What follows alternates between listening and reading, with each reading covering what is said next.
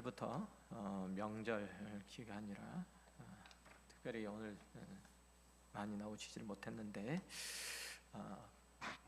명절 기간 동안에 그동안 못 누린 사랑 또 은혜 함께 많이 나누시길 바라고, 특별히 믿지 않는 우리 사랑하는 가족들에게 주의 복음을 전하는 교회가 되시기를 바랍니다. 그리고 다음 주, 이번 주 말고 다음 주 금요일, 토요일, 그리고 이제 3월 1일까지 아마 지속이 될 건데, 우리 겨울 어린이 성경학교가 있습니다. 기억하시고 함께 이 천국 잔치, 복음 잔치를 함께 감당할 수 있도록, 누릴 수 있도록 모두 관심을 가져주시고 기도하시고, 또 손을 모아서 일들이, 특별히 어린 심령들을 섬기는 일들에 좋은 기회들이 되었으면 좋겠습니다. 그리고 우리 40일 새벽기도 기간입니다. 이번 주에는 특별히 이번 주 맞죠? 설 주간에는 40일 새벽기도가 진행되지는 않습니다. 새벽기도가 진행되지 않는다는 얘기는 카운트가 되지 않는다는 뜻이지 새벽 시간이 없다는 얘기는 아니에요. 월요일, 화요일, 수요일은 새벽 시간은 없겠지만 목요일하고 금요일은 새벽 예배가 여전히 진행되고, 그래도 40일 속에는 들어가지 않으니까 편안하게 마음 이렇게 잡수시고, 특별히 40일 동안 내내 하루도 빠지지 않고 내가 기도해야 되는데라고 작정하신 분들은 걱정 안 하셔도 되겠습니다. 카운팅을 안 하니까 이번 기간에 푹 쉬시고 다음 주부터 하셔도 됩니다. 아시겠죠? 무슨 말씀인지 모르세요?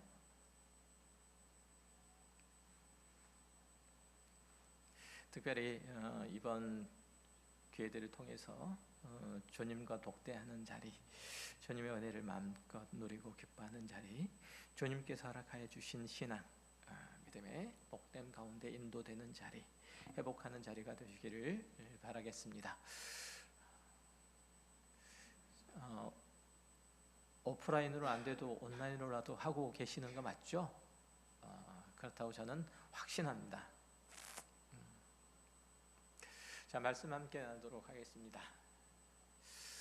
아마 요즘 한국 사회의 시대 정신을 가장 잘 대변하는 용어 중에 하나가 내돈내산일 겁니다. 우리는 거의 본능적으로 말하죠. 내가 내 돈으로 샀는데 누가 뭐라 그래? 내가 노력해서 얻은 건데 당연히 누릴 자격이 있지 뭐. 내 몫을 요구하는 게 왜 잘못이야? 권리, 그러니까 내가 한 것들에 대해 당연히 누리는 권리는 더 이상 선택의 문제가 아니라 그 자체가 정의가 되었다는 얘기죠. 내 권리가 조금이라도 침해되는 순간, 또 내 목소리가 조금이라도 묻히는 그 순간, 우리는 참기보다는 그것을 더욱 드러내어 밝히기를 원하고, 양보하기보다는 증명해서 나타내기를 원하죠. 이렇게 내가 옳다라는 그 확신, 그리고 내 권리는 내가 당연히 지켜야 되고 찾아야 된다라는 이 논리가 우리 시대의 사고방식 속에 그대로 깊숙이 자리 잡고 있죠. 녹아들고 있어요. 손해보고는 못 산다는 생각이 우리 안에 늘 있잖아요. 그렇지 않습니까? 우리는 다른 건 참아도, 죽는 건 참아도 손해보는 건 못 참아. 명절이십니까? 정신을 좀 차리시는 거 어떠신지요? 정신을 놓고 계셔가지고 교회 안에서도 역시 마찬가지죠. 우리는 종종 이런 억울한 그 목소리를 마주 대할 때가 있어요. 내가 이만큼 교회에 헌신하고 수고했는데 왜 나를 알아주지 않냐? 예수 믿는다는 이유 하나만으로 왜 나만 늘 참고, 나만 늘 손해봐야 되고, 나만 늘 억울한 일들을 당해야 되는가? 우리의 마음 깊은 곳에는 이런 나의 억울함, 내 자존심, 내 권리의 구겨짐, 이런 것들이 켜켜이 쌓여 있고, 그것을 지키지 못하거나 인정을 받지 못할 때, 그것이 내가 보상받지 못할 때 깊은 상실감, 그것을 넘어서 분노까지 느끼고 있죠. 그런데 오늘 본문에서 사도 바울은 우리가 그토록 필사적으로 움켜쥐려고 하는 당연한 권리, 내 주장, 이것을 스스로 그리고 아주 기꺼이 내어 던진다는, 우리로서는 잘 납득이 안 되는 그런 발언과 그런 행동을 하죠.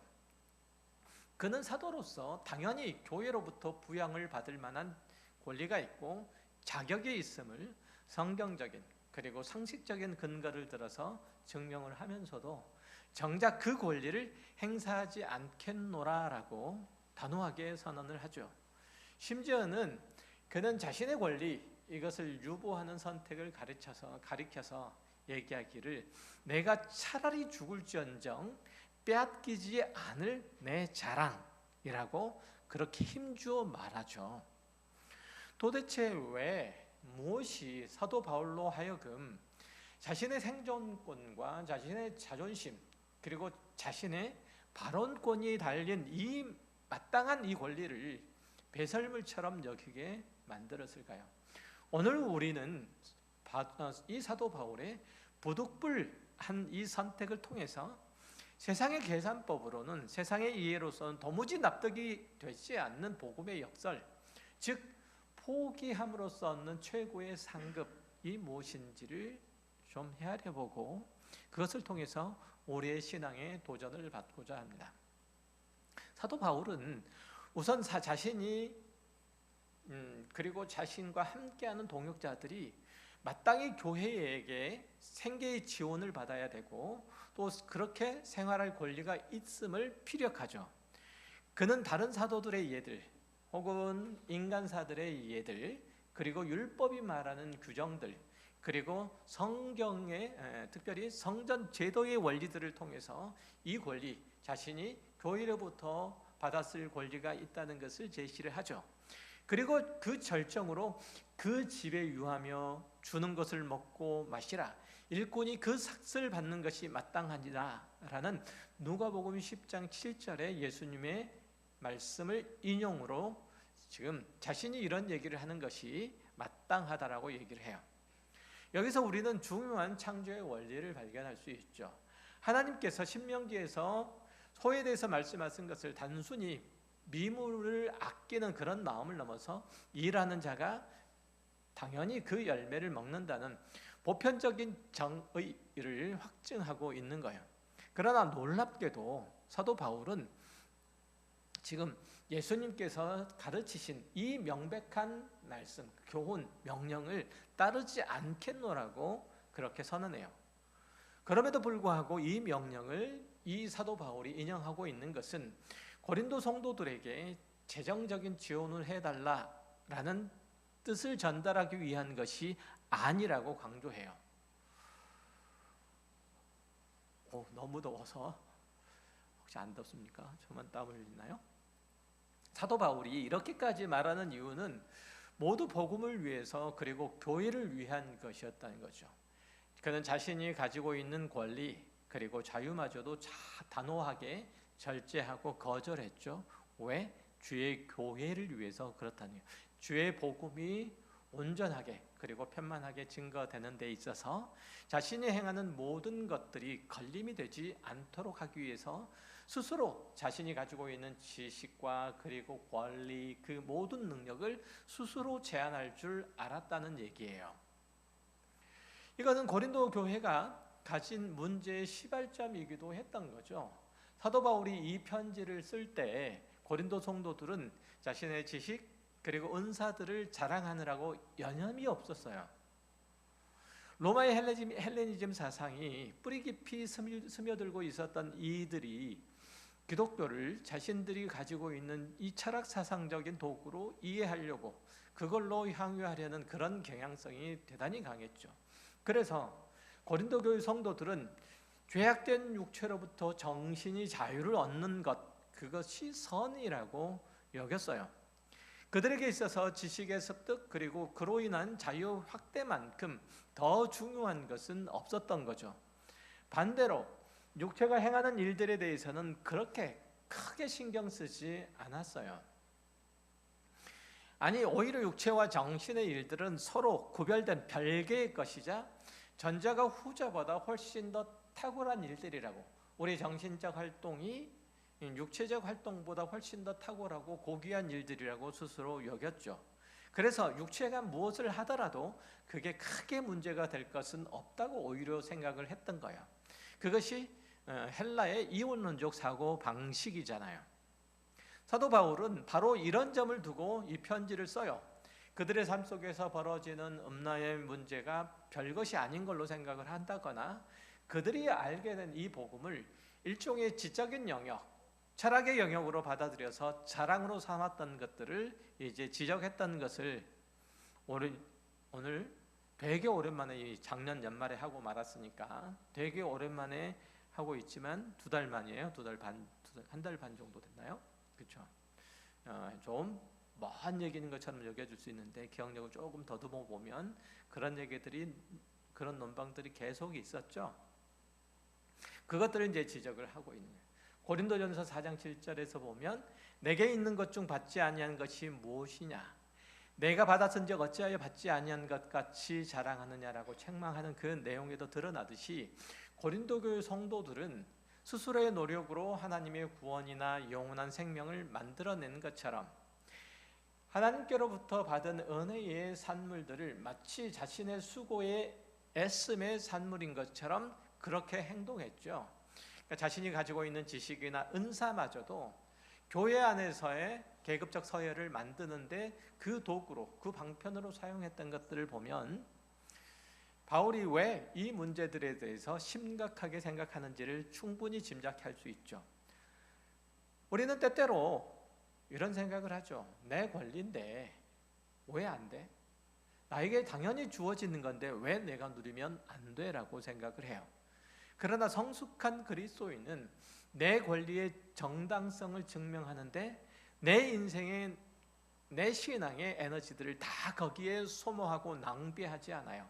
오히려 그 권리를 주신 하나님의 뜻을 묵상하고 내가 하는 이 수고와 애씀이 하나님의 은혜 안에서 공동체를, 그리고 공동체의 연약한 자들을 세우고 강건하게 하는데 유익이 된다면 내가 가지고 있는 모든 것들을 기꺼이 그들을 위해서 헌신하고, 또한 내가 가지고 있는 영광스러운 것도 기꺼이 가림으로써 그들에게 있어서 장애가 되지 않으련다, 이런 생각을 하는 것이죠. 사도 바울은 자신에게 권리가 없어서 포기한 게 아니라 그 권리가 복음을 전하는 데 있어서 장애물이 된다면 기꺼이 그것들을 감추겠노라고, 치우겠노라고 선언을 하는 거예요. 당시 사회적인 배경에서 후원자에게 종속되면 메시지가 왜곡될 우려가 있었죠. 그래서 바울은 경제적으로 독립을 택해요. 그래서 복음을 전하는데 아무런 장애가 없게 하려고 하는 이 전략적인 선택을 한 거예요. 우리가 일반적으로 그렇잖아요. 중세까지만 해도 그렇고 그 전에도 그렇고, 중세의 음악들이 왜 그렇게 어려워졌냐면 그때 당시에 그들을 후원하고 있는, 음악가들을 후원하고 있는 이 귀족들이 거의 다 작곡가나 작사가, 그리고 음악가들을, 공중음악가들 후원했으니까 이들이 음악적인 죄가 상당히 깊었어요. 그리고 이들이 일반 평민들의 음악적 수준들과 스스로를 구분하려고 해서 계속 또 어려운, 계속 또 고차원적인 그 음악들을 요구한 결과 평민들과 괴리된 음악들을 계속 만들어내. 그래서 오늘날도 보면 클래식이 되게 어려워요. 우리는 잘 이해가 안 되죠. 그럴 때가 그런 음악들이 많이 나오게 된 거예요. 그렇지 않으면 귀족들의 후원을 받을 수 없었기 때문에 그래요. 사도 바울이 지금 비슷한 얘기들을 하고 있는 거예요. 자신이 스스로 주의 복음을 성실하게, 그리고 충만히 전하는 데 있어서 장애가 되는 모든 것들을 다 거부한다는 그런 의미에서 지금 사도 바울은 다른 누군가의 후원도 받지 않고 스스로 경제적인 독립을 하며 주의 복음을 성실하게 전하겠노라고 그렇게 말하고 있는 거죠. 오늘 본문 15절에서도 보면 내가 차라리 죽을지언정 아무도 내 자랑거리를 헛된 대로 돌리지 못하게 하리라 라고 다소 앞뒤가 안 맞는 내용들을 힘주어 말하죠. 여기에는 다음과 같은 사실들이 깔려 있어요. 하나님께서 죄인들을 구원하시고 그 거룩한 존전에 설 수 있는 존재로 다듬어 가시기 위해서, 그 교회를 위해서 교회를 세우는 일들에 자신을 사용하신 것과, 그리고 그 일들을 행하시는 하나님의 뜻을 그 누구도 거스르지 못하게 하겠다는 그런 의지의 표현들로서 지금 사도 바울이 이 얘기를 하고 있는 거예요. 하나님께서 바울을 왜 붙드셨는지, 그를 왜 불러 뽑아 사용하셨는지에 대한 이해를 사도 바울은 분명히 가지고 있죠. 이것이 이제 사도 바울에게 있어서는 다른 무엇보다도 대단한 자랑거리였어요. 다시 말해서 사도 바울은 하나님께서 그를 부르시고 그의 편이 되시고 그에게 복음을 전하게 하는 일들을 맡기시는 것을 대단히 자랑하는 거죠. 바울이 디모데에게 전한 편지 속에서도 보면 그 사실들이 아주 분명하게 드러나요.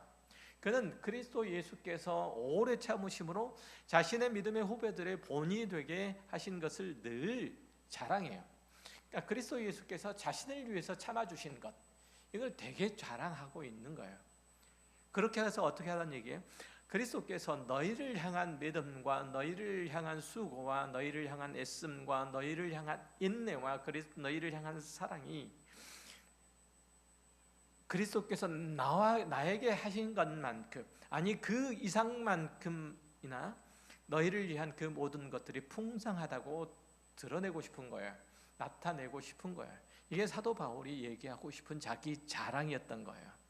바울은 단지 복음에 대한 열정과 그리고 교회에 대한 사랑과 성도들에 대한 안타까운 그 마음들로 그 모든 것들을 행했을 뿐이지, 자신 스스로가 어떤 무엇으로 자랑을 삼아 자신의 멸류관을 스스로 뒤집어 쓰기 위해서 그 일들을 행한 것이 결코 아니었다는 얘기예요. 그는 하나님께서 자기와 같은 사람도 구원을 얻게 하시고 사도로 사용하신 분이시라는 그 은혜의 놀라움에 대해서 말하기 위해서만 다만 자기를 자랑하죠. 그에게 있어서 전도는 보상받기 위한 수단이 아니라 거부할 수 없는 그런 의미에서 천직이었고 놀라운 주의 말씀이었던 거죠. 그는 오히려 그 권리를 포기하고 값없이 전하는 그 파격 자체를 자신의 유일한 상급이자 자랑으로 삼았던 거야. 참으로 그의 자랑은 그의 능력이나 배경이 아니라 자신이 복음에 대해서 그리고 그리스도의 의에 대해서 참으로 미련하고 아둔했음에도 불구하고 하나님께서 자기를 복음을 전하는 데에 사용해 주신 것, 그래서 죽은 영혼들이 그를 통해서 하나님께로 돌아오는 결과가 생긴 것, 이것에 대해서 자랑했을 뿐이에요. 우리는 바울이 그 괴로운 날들의 수많은 고통과 그리고 핍박들 속에서도 교회를 세웠기 때문에 그를 위대한 사람이라고 그렇게 평가하지만 그것마저도 사도 바울은 정당한 것이 아니라고 스스로를 거절하죠. 그 목회지 대부분 많은 문제점을 가지고 있었던 게 사실이잖아요. 그리고 그 많은 교회들이 지금 보면은 다 역사의 흔적으로만 남아있을 뿐이에요. 소아시아 지방, 다시 말하면 지금의 터키 일대를 쭉 돌아다 보면 요한계시록에서 나와 있는 7교회 남아있는 교회들이 없어요.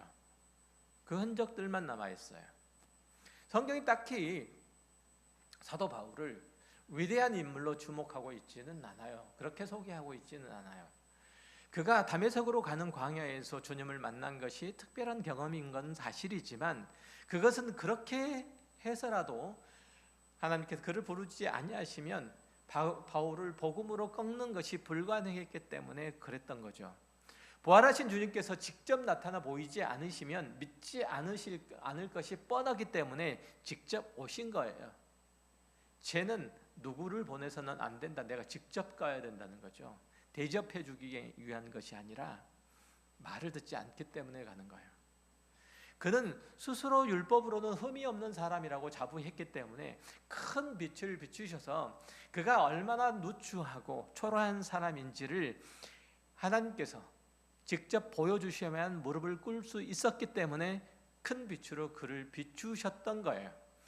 예수님을 만난 바울이 깨달은 것은 그래서 자신의 위대함이 아니라 하나님께서 자신을 특별하게 대접해 주셔서 높여주심이 아니라 자신이 쓸모없는 자라는 것, 실패자라는 것, 자신의 비참함을 보여주신 거예요.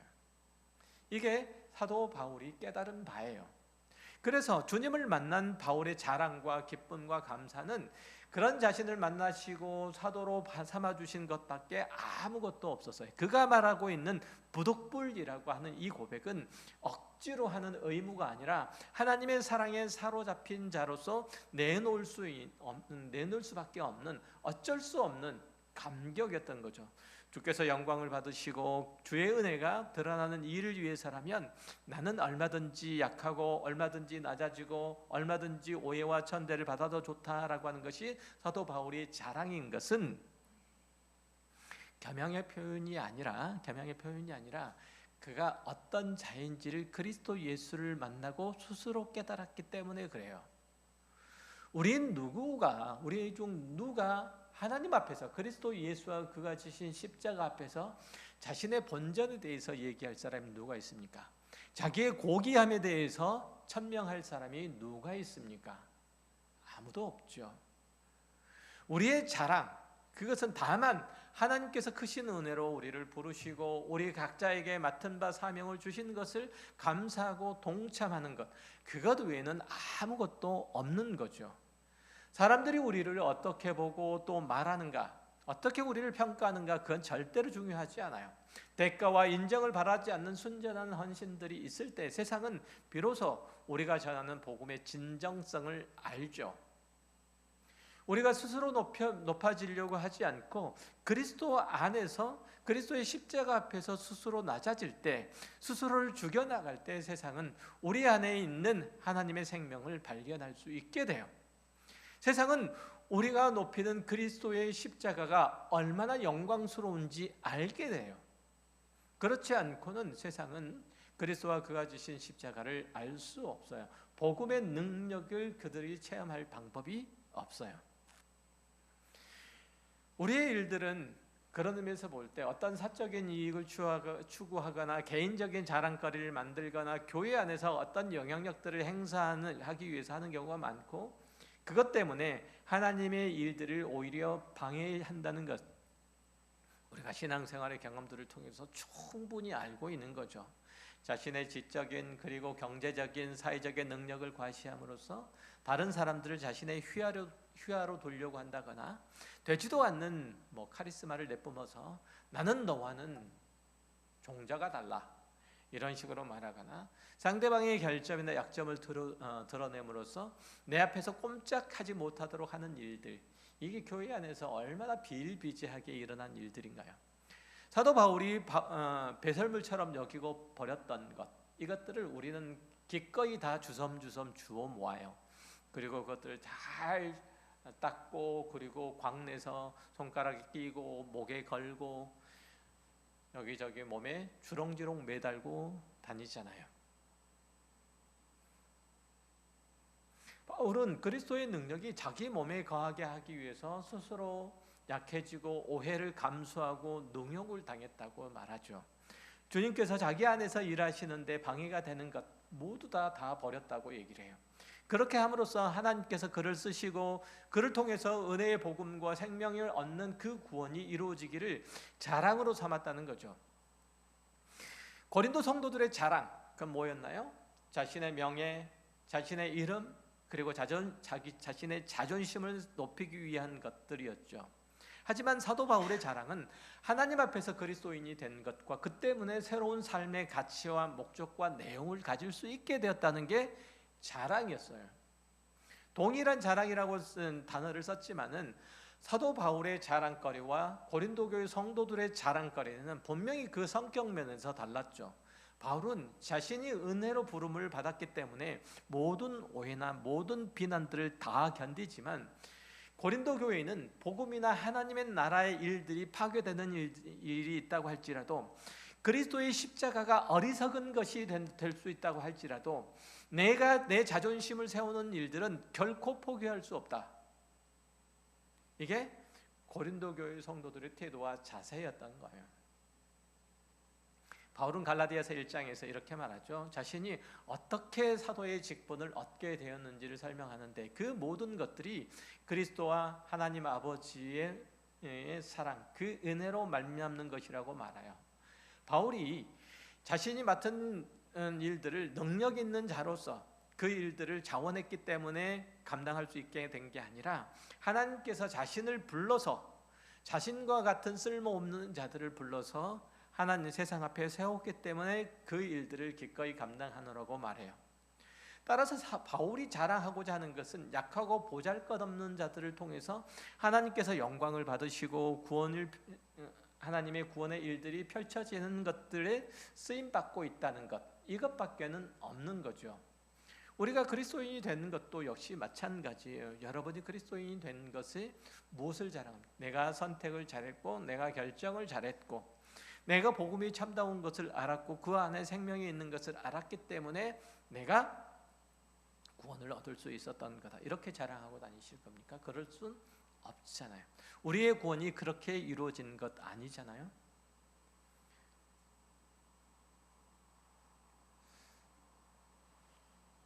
가끔 목사들이 자신이 성도들 위해서 밤잠을 못 자고 기도하고 눈물로 밤을 지새우고 수십 년 동안 교회를 위해서 애썼노라고 그렇게 말하는 걸 들어요. 마치 자신을 위해서 살 수 있었는데도 그 모든 것들을 다 포기하고 다 헌신하여 일생을 바쳤노라라고 말하죠. 그러나 이런 설명들은 바람직하지도 않고 또 옳지도 않아요. 하나님께서 자신에게 그런 마음을 주셔서 그 일들을 감당할 수 있게 된 것 감사하고 기뻐할 만한 일들이지만 그 일들이 스스로의 결단과 헌신과 노력으로 이루어졌노라고 그 기원을 자신에게 드는 것, 자신이 그에 대한 응당한 대가를 받아야 되겠노라고 그렇게 외치는 것은 옳지 않다는 거죠. 저 역시 마찬가지예요. 제가 아마 목회를 하리라고 여겼던 사람은 아마 아무도 없었을 거예요. 특별히 제가 10대 시절과 20대 시절을 지나온 것을 본 사람은 아마 다 그럴 겁니다. 제가 몇 년 전에 우리 가족들이 여기에 앉아 있는데 똑같은 얘기를 했어요. 우리 가족들이 그 회심의 미소를 짓는 것을 제가 본 적이 있는데 설 때였어요. 딱 설 때 본 적이 있는데 그렇게 생각을 했었어요. 그러니까 저는 그랬어요. 적어도 사람들에 대해서 굉장히 냉소적이었고 또 그 하는 일들에 대단히 비판적이었고 또 손해보고는 절대로 못 살고 지고는 또 특별히 못 살고 특별히 세상 사람들보다 더 세상 사람 같은, 제가 목회를 한다는 얘기를 들었을 때 주변에 있는 사람들은 웃기는 얘기라고 생각을 했었죠. 그럼에도 불구하고 하나님께서 저를 부르셔서 이 자리에 불러 세우셨죠. 기적이 이곳에서 일어난다는 것을 보여주신 거예요. 제가 기적이 아니고 저는 그냥 기적이고 기적이 아니라 기적이고 하나님께서 이 기적이 같은 저에게 기적을 일으킨다는 것을 보여주신 거예요. 소년원 태원생들과 함께 사역을 하던 시절이 있었어요. 함께 지냈던 청년 중에 하나가 집에 있는 물건들을 정말 잘 때려 부시는 청년이 한 명 있었어요. 문짝도 나만한 날다리 없었고 피아노 다리도 부수고 그래도 골라서 때려 부시라고 사람은 안 때렸는데 그 친구가 이제 소년원 태원생들과 함께 지낸대요. 그리고 그들을 돌본다는 소식을 들었어요. 저는 마음속으로 그렇게 생각해요. 또 그런 얘기를 혼자 되뇌이기도 하는데, 그래 너도 딱 이만큼만 당해봐라. 네가 한 것만큼만 딱 당해라. 더 이상만도 말고 딱 그런 놈 만나가지고 딱 그만큼만 당해봐라. 하지만 하나님께 감사해요. 하나님께서 나 같은 자를 부르시고 주의 일꾼 삼으시고 또 다른 나 같은 자를 세우셔서 그가 내가 맡은 일을 대신하게 하신 거 정말 감사하죠. 다 우리는 그런 거예요.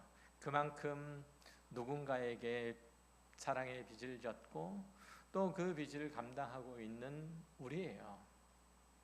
우리는 더하기 빼기 해가지고 절대 내가 미친다라고 얘기할 수 있는 사람이 아무도 없어요. 그렇잖아요. 그게 우리예요. 제가 지랄을 떨었던 만큼 또 누군가가 와가지고 저에게 지랄을 떨고 지나가고, 그놈은 또 다른 누군가가 와가지고 지랄을 떨고 그렇게 가고, 그 속에서 하나님께서 은혜를 부으시고 사랑으로 채우시고 그를 다시금 매만지시고 그 상처를 낫게 하시고 주의 사랑으로 덧입혀서 아름답게 하시는 일들을 그 속에서 행하세요. 하나님께서는 그의 백성들을 구원하시기 위해서 이런저런 사람들을 사용하시고 이런저런 일들을 해나가세요. 그 과정에서 일부분으로 저를 부르셨고 또 다른 누군가를 부르세요. 특별히 저는 수확하는 사람이라기보다는 씨를 뿌리는 사람, 가꾸는 역할을 하는 역할을 저는 많이 하는데요. 그래서 저는 열매를 잘 못 봐요. 그래서 억울하기도 하고 서운하기도 한데, 그럼에도 불구하고 이 영광스러운 일들에 초대된 것 참 감사한 일들이죠. 그리스도인으로서 우리가 신앙생활을 할 때 가장 큰 시험은, 그래서 당신은 예수를 믿는 사람이니까 손해를 감수해야 된다라고 무조건 떠넘기는 거예요. 당신은 목사니까 무조건 양보하고 참아야 된다고 우겨대는 게 참 어렵죠. 이럴 때 가장 많이 드는 생각이 어쭈 이거죠. 예수 믿는다고 사람을 쉽게 봐 이렇게 하는 거예요. 그런 일들이 참 많아요. 그럼에도 불구하고 참죠. 그러니까 참된 권리를 포기하는 것은 단순하게 굴욕을 참는 게 아니라 내가 가지고 있는 이 정당함을 주장하려다가 복음이 가려지는 것이 막아지겠기에 하나님의 더 큰 의의를 붙잡는 승리예요. 그럼에도 불구하고 하나님께서 어떻게 나를 사랑하시고 위하시는지 십자가, 그리스도의 십자가를 통해서 보여주셨기 때문에 내가 그 안에서 내 참음이, 내 인내가 있는 거예요. 사도 바울은 고린도 교회 성도들이 시험을 당하거나 복음의 본질이 훼손되어 받지 않도록 굉장히 많은 수고와 애씀을 했었어요. 그 때문에 필요한 것들을 고린도 교회 성도들로부터 공급을 받지 않았죠. 오히려 다른 교회에서 도움을 받았는데, 왜냐하면 사도 바울이 복음을 빙자해서 호구지책하는 사람이다 라고 그 복음의 오해를 받음으로 인해서 그가 지금까지 전한 모든 것들이 무산될까 봐 두려워했기 때문이에요. 복음에 방해되는 것이라면 어떤 것도 하지 않으리라는 거죠. 복음을 위해서라면 무엇이라도 감당하겠노라. 이게 우리의 마음이어야 돼요. 여러분이 예수 그리스도와 그가 지신 십자가로 말미암아 구원을 얻었고 새 삶을 얻었고 새 소망을 얻었다면 그 예수 그리스도와 그가 지신 십자가를 위해서 무엇이라도 감당할 그런 책임과 그리고 소망과 그리고 그런 마음의 각오들이 있어야 할 줄로 압니다. 아멘 안 하시네. 그렇죠? 감당하실 수 있어야 돼. 내가 그 십자가와 예수 그리스도와 그가 지신 십자가에 감사하지 않고 그것을 자랑하지 않는데 누가 그것을 자랑거리처럼 받을 것이며 그것이 보배로운 일들이라 자신의 믿음의 내용으로 수용할 수 있겠어요? 내가 그렇게 살지 않는데, 복음을 따라 살지 않는데 내가 믿는 그리스도, 기독교 복음을 누가 복음이라고 여길 수 있겠습니까? 내가 그것을 보배롭게 여겨야 다른 누군가도 보배롭게 여길 것이며, 내가 그것을 진리인 것으로 여겨야 다른 누구도 진리로 여길 수 있게 되는 거죠. 사도 바울이 감옥에 갇혔을 때, 로마 감옥에 갇혔을 때 그는 빌립보 교인들의 위문을 받았죠. 약간의 행필품 그리고 금전이었던 것으로 보이죠. 그러나 그것을 받은 바울은 내가 공핍함으로 말하는 것이 아니라 어떤 형편에서든지 나는 자족하기를 배웠노니 나는 비천에 처할 줄도 알고 풍부에 처할 줄도 알아 모든 일 곧 배부름과 배고픔과 풍부와 궁핍에 처할 줄 아는 일체의 비결을 배우느라 내게 능력 주시는 자 안에서 내가 모든 것을 할 수 있느니라 라고 얘기함으로써 그는 옥에 갇히는 일까지, 복음을 위해서 죽는 일까지 감당했던 거예요. 이게 복음의 빚진 자의 태도요 자세인 거죠. 아까 말씀드렸던 우리와 함께 생활했던 그 청년 때려 부시기를 좋아하는 그 청년들이 그 일들을 스스로 경험했고 그 안에서 우리의 인내를 발견했기에 그 자리에 있어서 지금 그 빚을 갚느라고 애쓰고 수고하는 것처럼 우리의 신앙의 모든 태도와 자세와 일들 속에서도 마찬가지예요. 여러분의 수고와 인내하는 것들이 결코 그냥 허투루 그냥 묻혀주고 말 거라고 생각하지 마세요. 하나님께서는 그 모든 일들을 통해서 새 생명을 싹 틔우시는 일들과 그것이 자라나게 하시는 일들과 그 모든 일들을 아름다운 열매로 풍성한 결실로 맺게 하시는 일들을 끝까지 그치지 아니하실 것이기 때문입니다. 결코 여러분의 수고하는 그 기도와 애씀에 그 땀 흘린 헌신들은 결코 헛것이 아니라는 거예요. 우리는 그리스도인으로 살아가고 있습니다. 그것은 어떻게 해도 감춰줄 수 있는 것이 아니에요. 우리를 통해서 하나님의 나라와 그 생명이 증거되도록 우리는 부름을 받았고 하나님께서는 우리처럼 나약하고 연약하고 보잘것없는 자들을 통해서 그 일들을 행하고 계신다는 사실이에요. 우리같이 보잘것없는 우리같이 연약한 자들을 통해서 하나님의 위대한 일들은 이루어지는 거예요. 하나님의 은혜와 공률과 자비와 덕들이 우리를 통해서 선포돼요. 나같이 연약한 자가, 보잘것없는 자가, 나같이 나 자신밖에 아는 게 없는 자를 통해서도 하나님께서는 약간의 감동과 약간의 사랑과 약간의 은혜를 베풀어 주심으로 그것들이 모든 이들에게 흘러갈 수 있도록 해주신다는 거예요. 우리의 인생을 통해서 하나님께서는 그렇게 영광을 받으시는 분이시라는 사실들을 기억하시고 이 사실 안에서 여러분의 가치를 매기시기를 바라요. 그러기 위해서 우리는 기어이 하나님 앞에 서 있어야 되죠. 십자가 앞에 서 있어야 됩니다. 기꺼이 어떤 의미에서는 바보도 돼야 되죠. 우리는 그 십자가 앞에서 망해야 돼요. 세상의 계산법으로는 지는 것 같지만 하나님의 계산법, 하늘의 계산법에서는 그것이 영원한 승리라고 말해요. 우리는 자충우돌하고 그리고 갈팡질팡하면서 여기저기 흘려야 될 것, 흘리지 않아야 될 것을 흘리고 다니지만 하나님께서는 그 흘린 것들을 하나님의 복음의 씨앗으로 삼는다는 사실들을 기억하실 때 우리는 넘어진 자리에서 용기를 얻을 수 있게 됩니다. 기억하시길 바라요. 우리가 모든 것들을 스스로의 것으로 여기고 자랑하고 그로 말미암아 내 이름을 높이는 순간 그리스도의 십자가는 보잘것없는 것이 되고 우리가 스스로를 낮추며 하나님께서 베푸신 그 은혜와 사랑이 정말 은혜와 사랑이 내게 있는 것이 아님을 스스로 깨닫고 고백하여 그 모든 것들을 하나님의 은혜의 산물로 돌릴 때 우리를 통해서 하나님께서는 그 영광을 나타내신다는 사실, 우리가 살아있는 한 하나님의 은혜는 능력은 나타날 수 없고 우리가 포기하지 못하는 순간 그리스도의 의는 우리를 통하여 줄이고 목마른 자들에게 흘러갈 수 없다는 사실 기억하시고 기꺼이 우리의 삶 속에서 하나님께서 베풀어 주신 모든 것들에 대하여 감사하고 또한 기뻐하며 작은 것이지만 내가 모자라고 누추하지만 그럼에도 불구하고 나를 통해서 하나님의 은혜의 영광이 그리스도의 십자가의 그 사랑이 흘러가기를 소망합니다 라고 우리의 삶의 자리를 약간이라도 비켜 하나님 앞에 드리는 복된 하나님의 자녀들 다 되시기를 주의 이름으로 축원합니다. 기도하겠습니다. 하나님 아버지 감사합니다. 우리에게 주어진 삶의 순간과 또 거기서 벌어지는 모든 일들이 하나님께서 우리를 은혜로 부르심의 자리요, 그 모든 일들 속에서 하나님의 은혜의 영광을 나타내시기 위한 것들임을 저희들이 이 시간을 통해서 고백합니다. 하나님께서 허락하여 주신 것들 당연히 하나님의 것이고 우리는 그 은혜로 받았을지인데 하나님 그것들을 우리의 자랑으로 우리만의 만족으로 우리만의 기쁨으로 삼지 않도록 해주시고 그 모든 것들이 하나님의 은혜로 말미암았으니 하나님께 돌림이 마땅하다라는 태도와 자세로 우리의 삶에 우리에게 주어진 모든 믿음의 순간들을 잘 지낼 수 있게 하여 주옵소서.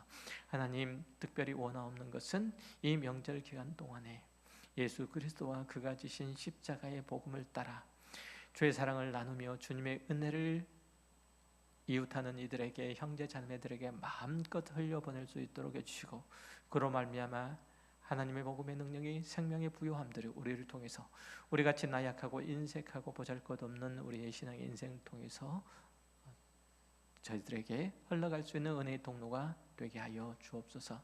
귀한 말씀을 통해서 하나님, 사도 바울이 스스로를 제약함으로 하나님의 은혜의 영광을 드러내는 법을 우리들에게 알려주셔서 우리도 기꺼이 그 뒤를 쫓아갈 수 있도록 허락하여 주신 것을 감사드립니다. 예수 그리스도의 이름으로 기도했습니다. 아멘.